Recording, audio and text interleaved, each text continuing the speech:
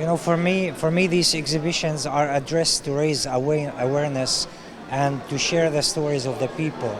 And right now, Turkey, Istanbul is one of the most important cultural places in the world.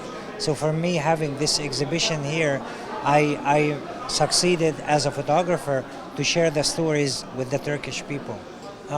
For more than 20 years, I traveled the world to document these stories of people who are affected by conflicts, by natural disasters, and by discriminations.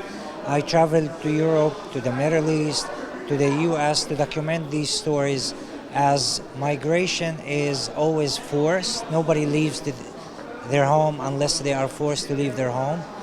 You have stories from Afghanistan, from Pakistan, from Serbia, from Greece, from different corners of the world. And for me, these stories are very important to be seen, to be heard, and to live forever. And this place right now in Rami Library, we had hundreds of people walk in, and the coming week will also witness more and more people. So for me, I feel humbled and honored that my work for the first time is seen in Turkey. And I'm very thankful to Wafa also, who made this possible, and for all the goodness they do in the world.